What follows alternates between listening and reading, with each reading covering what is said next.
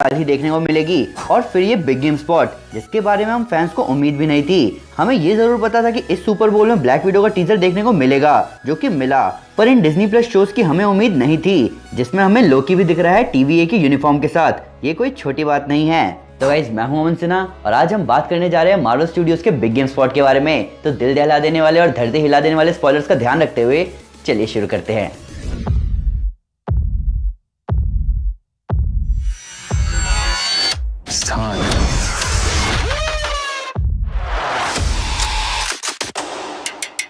इतना एक्शन हम कैसे संभालेंगे? तो ये टीजर शुरू होता है उसी शील्ड के साथ जिसके साथ एंड गेम खत्म हुआ था। कैप की वही शील्ड जो कि थोड़े डिफरेंट लुक के साथ उन्होंने सैम को दी, और उसी शील्ड के साथ सैम नया कैप्टन अमेरिका बनने की तैयारी कर रहा है। प्लस इस जगह को देखकर ऐसा लग रहा है कि ये उसका हाइड आउट स्पॉट है, यानी कि ऐसा हो सकता है कि गवर्नमेंट और सैम के बीच अभी भी चीजें क्लियर नहीं है। पर इसके बारे में अपन आगे बात करेंगे। सैम के शील्ड फेंकने के बाद अपने को दिखता है मार्वल स्टूडियोज का लोगो, जो कि रेड से ब्लू हो गया, जो कि शायद इसी तरह डिज्नी प्लस के सारे शोज में हमें दिखाया जाएगा। ये चेंज भी मस्त है, पर उससे भी मस्त है ये रेस 3 वाले शॉट्स। मैं मजाक कर रहा हूँ। बेसिकली ये कुछ हाइड्रा एजेंट्स लग रहे हैं जो कि उड़ते हुए पीछे गोली चला रहे हैं। I mean, ऐसा लग रहा है कि ये कोई ट्रेंड बनता जा रहा है जहाँ उड़ते हुए गोली मारना फैशन में हो। क्या हुआ उन दिनों का जब लोगों को नीचे गिरने की ज्यादा चिंता हुआ करती थी। भाई 200 ज्यादा ले ले लेकिन लैंड करा दे। तो पीछे ये लोग उड़ते हुए जिस पर गोली चला रहे हैं वो है सैम विल्सन, वो भी बिना शील्ड के।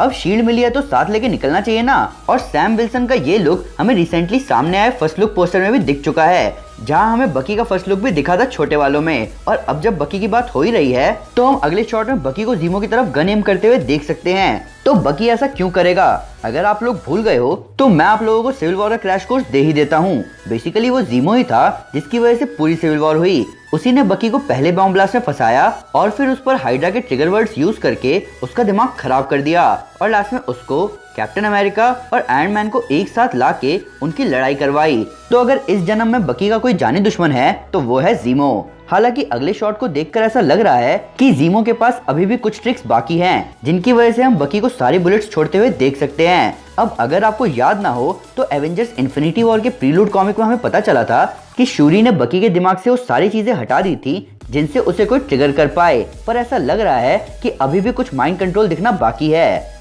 अब आगे देखते हैं। Wanda, welcome home. Vision residents. इतनी सी देर में बहुत कुछ हो गया। तो बिग गेम स्पॉट के इस पार्ट में अपन देख सकते हैं ब्लैक एंड व्हाइट विजन को। आप लोग जानते हैं कि विजन के साथ एवेंजर्स इन्फिनिटी वॉर के अंत में क्या हुआ था। तो जैसे ही थैनोस ने विजन के सर से माइंड स्टोन निकाला, वैसे ही विजन की कलरफुल बॉडी से सारा कलर गायब हो गया। और शायद इसीलिए वांडा विजन में वांडा अपनी पावर से अपनी reality he black and white कर दे, और उसकी रियलिटी मैनिपुलेशन के नतीजे में हमें ये सब दिखे, जहाँ विजन के सर पर हम माइंड स्टोन को भी देख सकते हैं।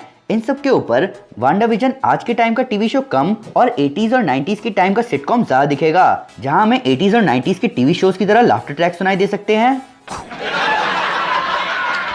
Thank you. और हमें छोटे मोटे जोक सुनाई दे सकते हैं, और एक नॉर्मल फैमिली दिखाई दे सकती है नॉर्मल फैमिली प्रॉब्लम्स के साथ, जहां आप नोटिस करेंगे वांडा को अलग अलग रूप में, जिनमें से एक रूप में वो अपने कॉमिक बुक वर्जन में होगी। इससे कूल कुछ नहीं हो सकता। इन्हीं सब के बीच हमें वांडा विजन की शादी दिखेगी, वांडा प्रेग्नेंट भी होगी, और शायद इसी बीच वो अपने दिमाग से बाहर निकल के असली रियलिटी फील करेगी। जिसका मतलब एक चीज क्लियर है, यहाँ बहुत कुछ होने वाला है। अब आगे के शॉट्स पर नजर डालते हैं।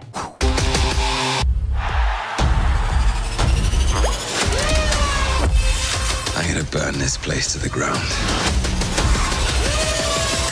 इस भाई ने अकेले पूरा टीजर मस्त बना दिया।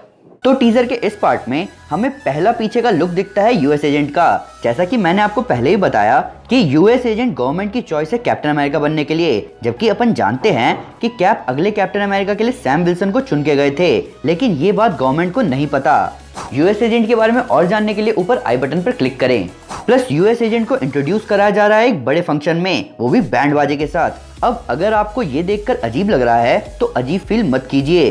स्टीव रॉजर्स के कैप्टन अमेरिका भी वर्ल्ड वॉर के दौरान ऐसे ही इंट्रोड्यूस किए गए थे, तो ये तो उसके सामने कुछ भी नहीं है। प्लस अगले शॉट में अपन बकी और सैम को देख सकते हैं इस जगह पर, जिसको देखकर ऐसा लग रहा है कि ये जगह कोई प्रिजन है, जहाँ शायद बकी सीजन की शुरुआत में जीमो को मिलने आए और सैम को ये बात सही ना लग रही हो। हालांकि अगले शॉट में हमें और भी जबरदस्त चीजें दिख रही हैं। जहां हम वांडा और विजन के आगे नोटिस कर सकते हैं दो क्रेडल्स को। ये है वांडा और विजन के दो जुड़वा बच्चे वीकन और स्पीड, जहां वीकन के पास टेलीपोर्टेशन और रियलिटी को कंट्रोल करने की पावर्स होती हैं और स्पीड के पास सुपर ह्यूमन स्पीड। तो ऐसा हो सकता है कि मे बी ये दोनों हमें यहाँ वांडा की रियलिटी में दिखें, पर जब सब कुछ नॉर्मल हो जाए तब भी ये इस यूनिवर्स में दिख सकते हैं, जहाँ कॉमिक्स की तरह इनको कोई और अडॉप्ट करे। और इस टीजर के लास्ट के शॉट में हम देख सकते हैं लोकी को TVA यूनिफॉर्म में। अब लोकी के उस जगह को पूरी तरह जला देने से पहले मैं आपको बताना चाहूंगा कि TVA क्या है। TVA का फुल फॉर्म है टाइम वेरिएंस अथॉरिटी। कॉमिक्स में इस अथॉरिटी का काम था टाइम और स्पेस को मॉनिटर करना।